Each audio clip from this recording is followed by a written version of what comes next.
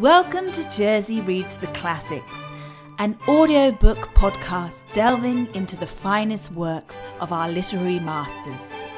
Unfortunately, it's read by this woman.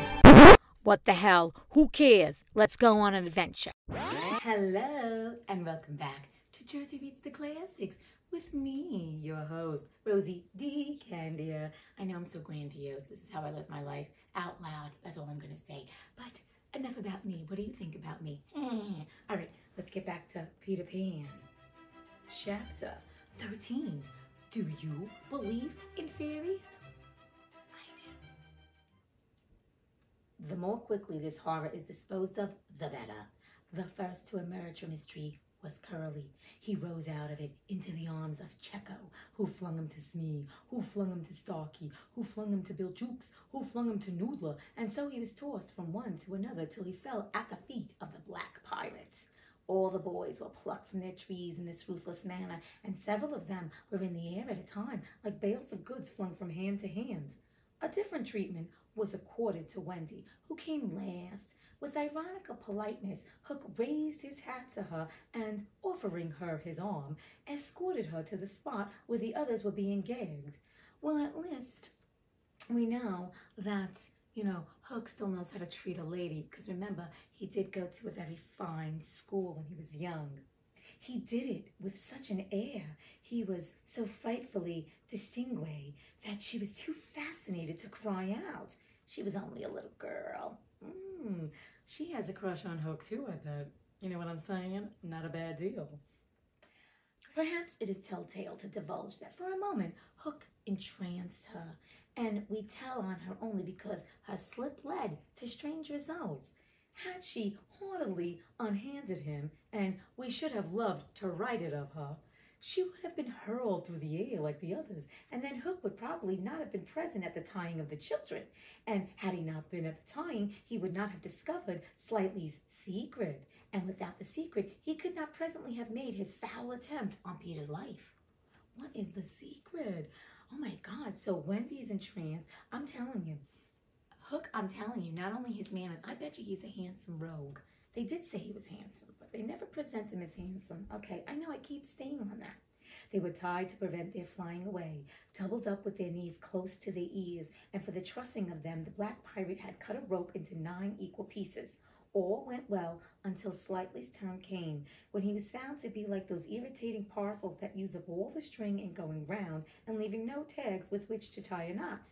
The pirates kicked him in their rage. Oh, just as you kick the parcel. Though in fairness, you should kick the string. And strange to say it was Hook who told them to belay their violence. Wow, that is strange to say. Poor kid got kicked. No one should be kicking dogs, animals, and kitties. No one should be kicking anybody. His lip was curled with malicious triumph, while his dogs were merely sweating, because every time they tried to pack the unhappy lad tight in one part, he bulged out in another. Hook's mastermind had gone far beneath Slightly's surface, probing not for effects but for causes, and his exultation showed that he had found them. Slightly, white to the gills, knew that Hook had surprised his secret, which was this, that no boy so blown out could use a tree wherein an average man needs stick. Poor Slightly, most wretched of all the children now, for he was in a panic about Peter, bitterly regretted what he had done. Madly addicted to the drinking of water when he was hot, he had swelled in consequence to his present girth, and instead of reducing himself to fit his tree, he had, unknown to the others, whittled his tree to make it fit him. Oh, that is ingenious. Oh my God. Slightly. These kids, when they say necessity is the mother of ingenuity? No, yeah, necessity is the mother of invention. There he goes. He's whittled a tree to fit him. Oh, I love it. Sufficient of this, Hook guessed to persuade him that Peter at last lay at his mercy. But no word of the dark design that now formed in the subterranean caverns of his mind crossed his lips. He merely signed that the captives were to be conveyed to the ship, and that he would be alone. How to convey them? Hunched up in their ropes, they might indeed be rolled down the hill like barrels, but most of the way through a morass. Again, Hook's genius surmounted difficulties. He indicated that the little house must be used as a conveyance. The children were flung into it. 4 stout pirates raised it on their shoulders. The others fell in behind, and singing the hateful pirate chorus, the strange procession set off through the wood. So they took the little house and all. Okay, at least the kids were comfortable in the little house. I don't know whether any of the children were crying. If so, the singing drowned the sound. But as the little house disappeared in the forest, a brave though tiny jet of smoke issued from its chimney as if defying Hook. Hook saw it, and it did Peter a bad service. It dried up any trickle of pity for him that may have remained in the pirate's infuriated breast. The first thing he did on finding himself alone in the fast-falling night was to tiptoe to Slightly's tree and make sure that it provided him with a passage. Then for long he remained brooding, his hat of ill omen on the sward, so that any gentle breeze which had arisen might play refreshingly through his hair. Wow, he's like Fabio, that hair being blown. Dark as were his thoughts, his blue eyes were as soft as the periwinkle. Oh my God, he's really painting Hook as this handsome man. I love reading about Hook when he talks about him this way. Intently, he listened for any sound from the netherworld, but all was as silent below as above. The house under the ground seemed to be but one more empty tenement in the void. Was that boy asleep, or did he stand waiting at the foot of Slightly's tree with his dagger in his hand? There was no way of knowing, save by going down. Hook let his cloak slip softly to the ground, and then biting his lips till a lewd blood stood on them, he stepped into the tree. He was a brave man, but for a moment he had to stop there and wipe his brow, which was dripping like a candle. Then, silently, he let himself go into the unknown. He arrived unmolested at the foot of the shaft and stood still again, biting at his breath, which had almost left him. As his eyes became accustomed to the dim light, various objects in the home under the trees took shape, but the only one on which his greedy gaze rested, long sought for and found at last, was the great bed. On the bed lay Peter, fast asleep. Holy shit, Peter hardly sleeps. And he slept through this? He didn't hear the kids crying? What the hell's going on here? He must be in some deep sleep, unless he's in some deep depression, because remember, the kids are leaving him, so he don't know. So I think he was in a deep sleep because he's in deep depression. That's all I'm going to say. That's all I'm going to say. Unaware of the tragedy being enacted above, Peter had continued, for a little time after the children left, to play gaily on his pipes. No doubt, rather, a forlorn attempt to prove to himself that he did not care. But he cared. He cared. Then he decided not to take his medicine, so as to grieve Wendy. Then he lay down on the bed outside the coverlet to vex her still more, for she had always tucked them in inside, because you never know that you may not grow chilly at the turn of the night. Then he nearly cried, but it struck him how indignant she would be if he laughed instead. So he laughed a hearty laugh and fell asleep in the middle of it. You see, that's what he gets for being a little dick. He was trying to spite her. She wasn't even there, and he fell asleep. And now his arch enemy is going to attack him. Sometimes, though not often, he had dreams, and they were more painful than the dreams of the other boys.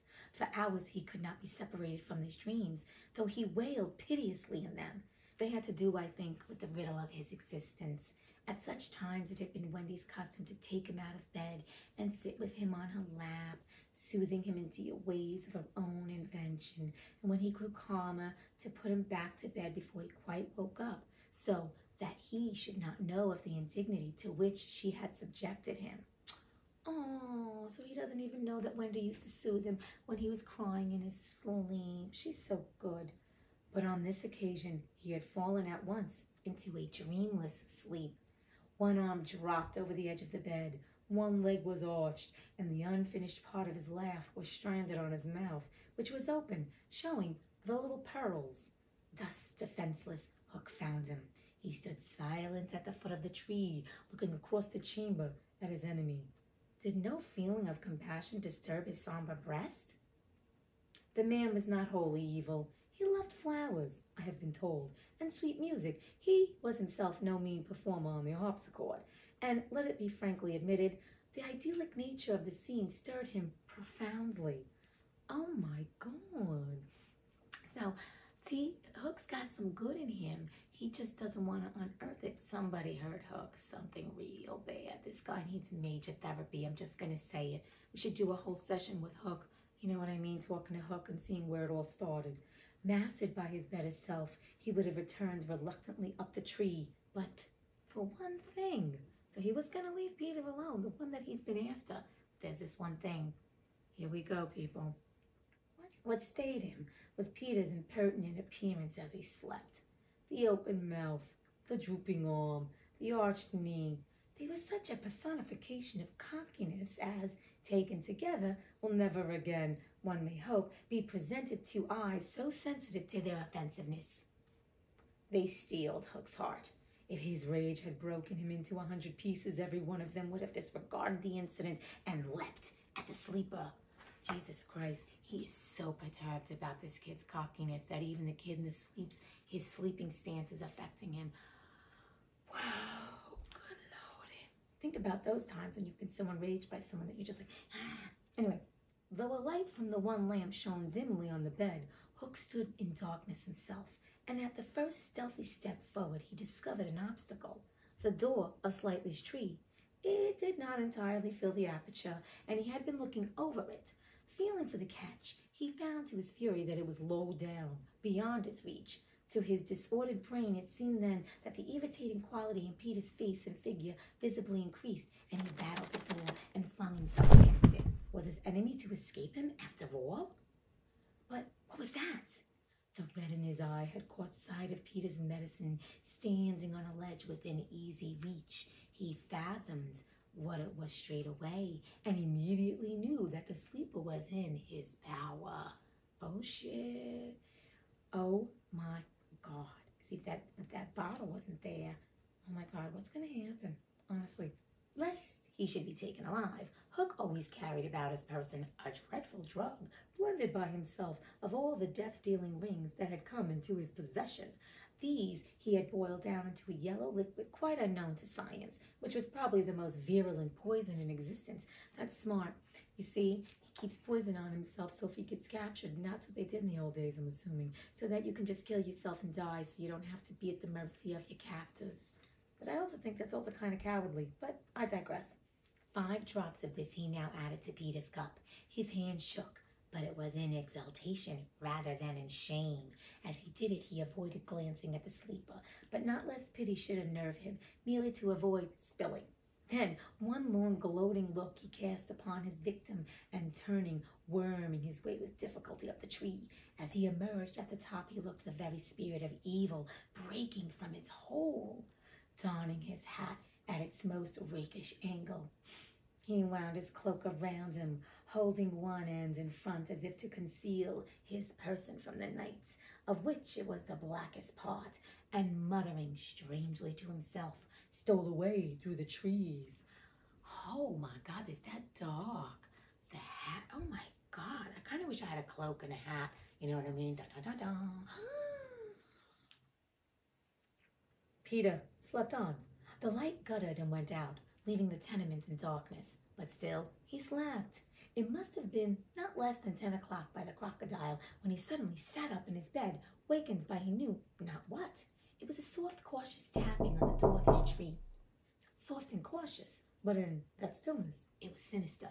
Peter felt for his dagger till his hand gripped it. Then he spoke. "Who is that?" For long there was no answer. Then again, the knock. "Who are you?" No answer. He was thrilled, and he loved being thrilled. In 2 strides he reached the door.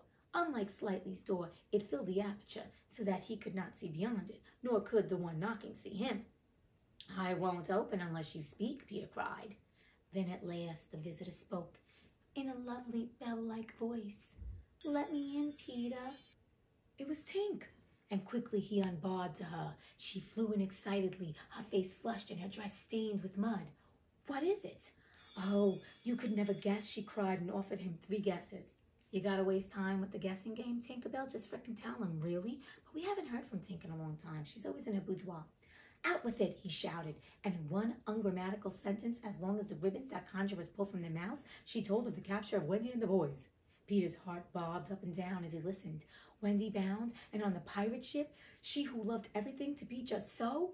I'll rescue her, he cried, leaping at his weapons. As he leapt, he thought of something he could do to please her. He could take his medicine. Now the jackass is going to take his medicine.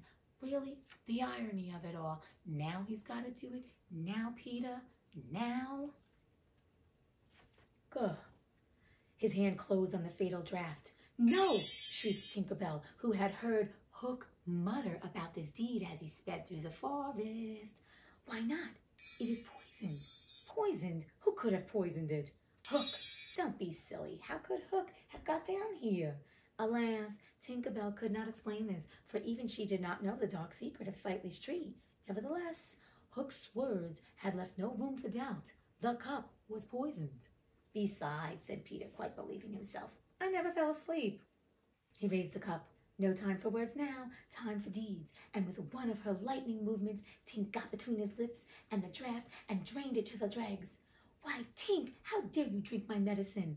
But she did not answer. Already she was reeling in the air. What is the matter with you? Cried Peter, suddenly afraid. It was poison, Peter, she told him softly, and now I'm going to be dead. Oh, Tink, did you drink it to save me? Yeah, you stupid ass. Really? You silly ass. But she doesn't say that. Yes. But why, Tink? Her wings would scarcely carry her now. But in reply, she alighted on his shoulder and gave his nose a loving bite. She whispered in his ear, You silly ass. And then, tottering to her chamber, lay down on the bed. His head almost filled the fourth wall of her little room as he knelt near her in distress. Every moment her light was growing fainter, and he knew that if it went out, she would be no more. She liked his tears so much that she put out her beautiful finger and let them run over it. Oh, this is such a touching story. I mean, even though she's dying over here, I'm dying over here, she's dying over here, and it's so beautifully written. Oh my God. I can't with Tinkerbell. Her voice was so low that at first he could not make out what she said. Then he made it out. She was saying that she thought she could get well again if children believed in fairies. Peter flung out his arms. There were no children there, and it was nighttime, but he addressed all who might be dreaming of the Neverland, and who were therefore nearer to him than you think. Boys and girls in their nighties, and naked papooses in their baskets hung from trees. Do you believe? He cried. Tink sat up in bed almost briskly to listen to her face. I thought she was dying, and all of a sudden, she's got a burst of energy, waiting to hear the clapping. Whatever. I know it's a fanciful book. She fancied she heard answers in the affirmative, and then again, she wasn't sure. What do you think? She asked Peter. If you believe, he shouted to them, clap your hands. Don't let Tink die. Many clapped. Some didn't. A few beasts hissed. The clapping stopped suddenly, as if countless mothers had rushed to their nurseries to see what on earth was happening. But already Tink was saved. First her voice grew strong, then she popped out of bed, then she was flashing through the room, more merry and impudent than ever. She never thought of thanking those who believed. Ungrateful, but she would have liked to get at the ones who had hissed. You see? The ones that hissed, the haters and the trolls, that's what got her attention. Not the ones that clapped for her instead of her being gracious. She was focusing on the haters, the hissers. We'll talk about that in the woo-woo. There's a lot to talk about. And now to rescue Wendy. The moon was riding in a cloudy heaven when Peter rose from his tree, begirt with weapons and wearing little else, to set out upon his perilous quest. It was not such a night as he would have chosen. He had hoped to fly, keeping not far from the ground so that nothing unwanted should escape his eyes. But in that fitful light to have flown low would have meant trailing his shadow through the three trees, thus disturbing birds and acquainting a watchful foe that he was astir. He regretted now that he had given the birds of the island such strange names that they are very wild and difficult of approach. There was no other course but to press forward in redskin fashion, at which happily he was an adept. But in what direction? For he could not be sure that the children had been taken to the ship. A light fall of snow had obliterated all footmarks, and a deathly silence pervaded the island, as if for a space nature stood still in horror of the recent carnage. He had taught the children something of the forest lore that he himself learned from Tiger Lily and Tinkerbell, and knew that in their dire hour they were not likely to forget it. Slightly, if he had an opportunity, would blaze the trees, for instance. Curly would drop seeds, and Wendy would leave her handkerchief at some important place. The morning was needed to search for such guidance, and he could not wait. The upper world had called him, but would give no help. The crocodile passed him, but not another living thing, not a sound, not a movement. And yet he knew well that sudden death might be at the next tree or stalking him from behind. He swore his terrible oath, "Hook or me this time." Now he crawled forward like a snake, and again erect, he darted across a space on which the moonlight played, one finger on his lip and his dagger at the ready. He was frightfully happy. Because I'm happy, slap along. Oh my God. Ay, Dios mío. There's a lot going down in this chapter. I gotta be telling you. This book is getting me all kinds of like excited and all good stuff. And all right, I just want to say one thing again. Hook needs bad. He needs therapy so badly. And you know, speaking of the last chapter, this guy is so enraged and annoyed with Peter's cockiness. Like he can't see straight. His eyes go with fury. And you ever had that rage before where your eyes are just like, you just see red? That's why you see red. And that's why he gets that red light in his eyes. But he just can't stand Peter's cockiness and the whole poison thing. Okay. So the fact that Peter fell asleep and was in a deep sleep without any dreams tells you like it's all timing. And what shit luck for Wendy and the gang. The one time they decide to leave, they get captured. Anyway, speaking of the woo-woo, okay, let's talk about the fact that when, how do I explain this? Tinkerbell, she needed people to clap for her to become alive again, right? So kids clapped. But first of all, I do want to talk about this and going all over. Peter Pan trusted that someone was listening so that Tink would stay alive. Now, we know this is just a story, but in your own life, think about it. You know, in your dire moments of need, that moment where you're just like facing something and you just have to, sometimes you surrender and you let go. You have to, because at some point you have to trust that something is going to take care of a situation. That to me is the same thing. So like, Peter trusted enough that there were kids sleeping that were going to clap for Tink. And yes, they clapped for Tink. But where in your own life have you felt like at the end of your rope? And I think we've discussed this before, where you just are like, I let go, I surrender, and I'm just going to know that this situation is going to resolve because there's nothing else I can do.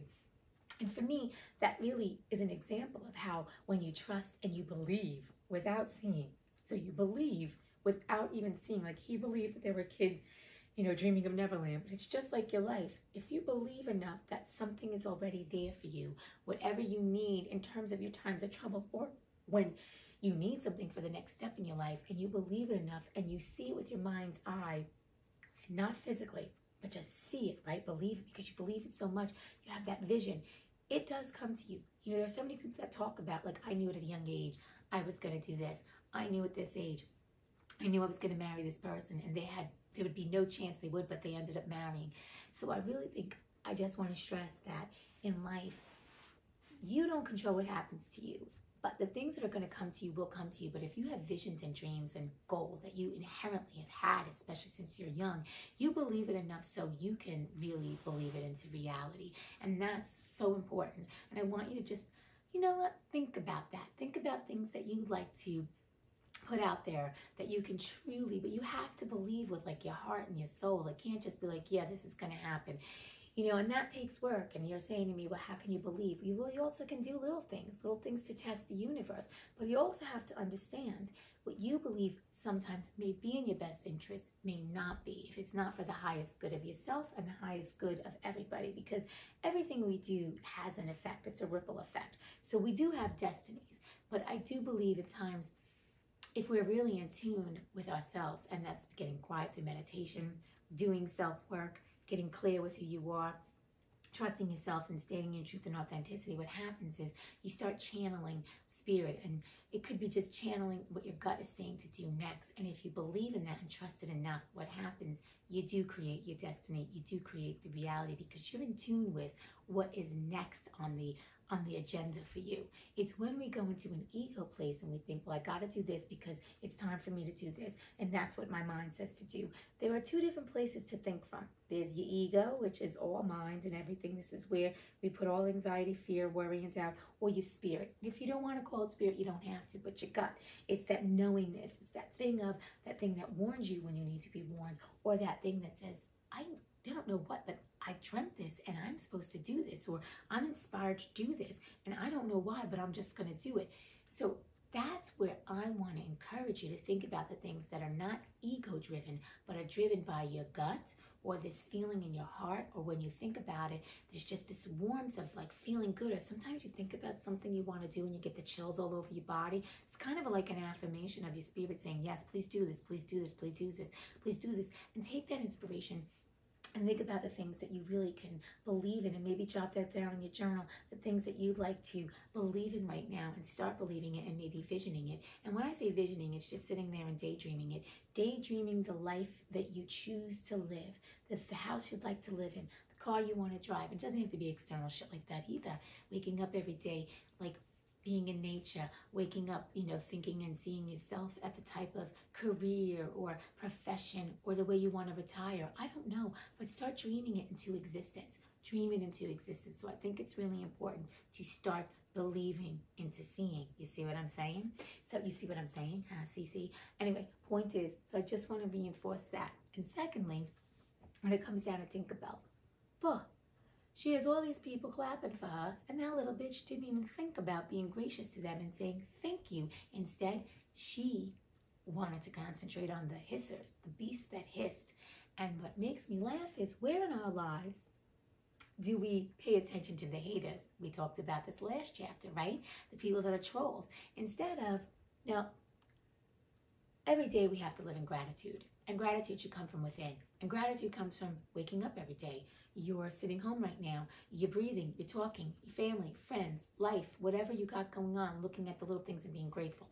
Then when nice people do things for you, always being grateful for that. And life just sometimes does give you wonderful things. But then life also, like the haters, can deal you some crappy shit. But the crappy shit is there not because to make you feel worse about yourself, to challenge you. It's really about you taking on certain things so your spirit can evolve. I know people find this concept very hard, but I am going to go real deep in woo-woo. Your spirit came here with the purpose, and it designed everything that you are going to go through for a reason. And that means not just the joyful things, but the hurtful things. Because what happens every time that we have a trauma or a tragedy or a drama, we can choose to grow from it. And it's about our growth and our journey on a spiritual level. And you don't have to believe in that, but I do, and I know a lot of people in the woo-woo world do, because there is some sort of design to it. And if you want to believe there's no design to it, that's fine too. But my thing is this: when in life have you been given great things, and yeah, you're grateful for it, but as soon as something shit-ass comes to you, you're suddenly dwelling on all the crap that's happened, and all you do is dwell on the crap, the bad stuff. And I get it, okay? We're going through some bad times right now, but to get through the bad times, you always got to find something to be grateful for. And we've talked about gratitude before. So instead of focusing on everything that is wrong, focus on everything that is right and what could go right. And that's where you can start believing and visioning during these times of what you want. What would you choose to see your future look like?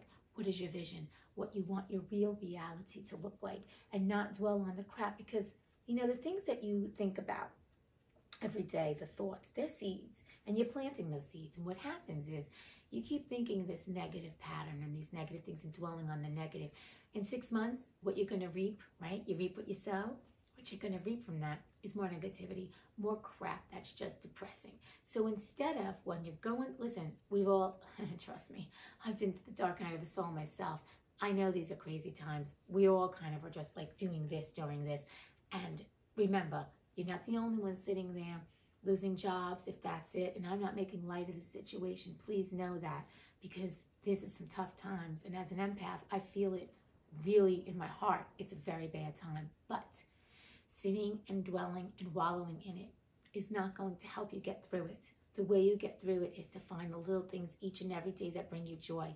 And there are days that you're going to feel mad, and that's okay too. And if you're feeling more mad than ever, then please talk to somebody. But allow yourself also to have a few moments a day to envision, to daydream, to start believing the things that you want to focus on, the good in your life. And then you know what happens, my friend, in 6 months, those thoughts, the good thoughts that you were planting, they reap into opportunities. You don't know the opportunities. We can't predict the future. No. People think they can. And I'm not saying you can, give a roundabout. But what I'm saying is we don't know what's going to happen for us. But there is a fact of your thoughts become things. So what are you thinking and what are you thinking? What are you bringing into reality? So let's use Tinkerbell, who's focusing as an example of, instead of focusing and being gracious on the ones that clapped for her, she was worried about the hissers. So let's more focus on the positive things and the good people in our lives and not worry about the crap that's happening. And when I say not worry about it, it means don't dwell in it. You do what you need to do to get through it, but still have those positive moments and gracious moments. And also not worry about the haters and the negative people in our lives. And if there are haters in your life that really don't serve you, you got to get rid of them. You got to surrender. You got to let them go with light and love and move on, because that's another thing you don't need around you. You don't need negative people. You don't need negative energy. You don't need toxic people. You don't need people that are going to hate on you and shoot you down because they are afraid of your light. Okay? So if people can't handle your light, if they can't handle the truth, they can't handle your light, they got to go because they're not serving you. And that's important, all right? This is all a journey into you. And we're using children's books because children are not tainted. When they are born, they are at the purest form. They don't know no. They've come here with so much light and love and pure love. And then it gets beaten out of us, right? It gets beaten out of us. No, you can't do this. Who's bullied? Who's this? Who's that? We've talked about this. And then we grow up and we're just kind of like beaten down. But we have the choice to become conscious, to become enlightened, to start working on ourselves, to look at our inner demons, to face anything that happened to us in our past, because trauma that is not dealt with comes and manifests in other negative ways. So this is all about a journey into you, a journey back to you, to who you truly are, to shine your light, to love yourself, to care for yourself, and to be the bright person that you came here to be, and to just vibrate on the highest frequency. Because, my friends, that is what we're all supposed to be doing, vibrating at a high frequency so we can uplift this planet. And I've mentioned that before a few episodes ago, so I just want to reiterate that. So all this work you're doing on yourself, and you're like, oh, Rosie, it's kind of idealistic. I've done it on myself, and I still continue to do it on myself. I'm not preaching it because I'm just like, well, I'm just, shooting the shit, and I just think this is good in thoughts. I've been in bad places myself. So for me, I actually feel like it does work. Now, does it mean I don't have to work on myself every day? That's not the point. Like I said, it's not a sprint, it's a marathon. So we're here for a marathon, my friends. So let's look at it as, I'm going to enjoy this marathon. I know it's slow and steady wins the race. I'm going to breathe properly. And breathing properly is taking care of your health, right? Mind, body, spirit, feeding it good stuff. I'm going to exercise. I'm going to run every day, right? That's what you do in a marathon. You're going to train. So you're training every day. You train your mind. You train your thoughts. You train your tongue, what you're saying. And you train who you are to get back to finish the race. And finishing the race there's no competition with other people. The race is you just coming into your own, you stepping into your greatness, knowing that you are enough and worthy and that everything is possible. Nothing is impossible. There's a famous quote, and I don't know who said it. It's, I am possible. Instead of impossible, impossible spells I am possible. So keep working on yourself, keep loving on yourself, because you can never have too much self-love. Just don't be cocky, and keep knowing that you are enough. All right, my friends. It's been real. I hope you enjoyed this chapter. Anyway, I know that today's just going to be a magical day. Why? Because I deem it so. Ooh, that's what I need to get. A freaking wand. Da, da, da, da, da. Abracadabra. All right. Enjoy your day. Yeah. I believe in you. Do you believe in you? I believe in myself. It's taken me a long time. I mean, listen, I'm 50 years old. I'm still working on me. It's okay, though. We're always under construction. I love that. under construction. Hello.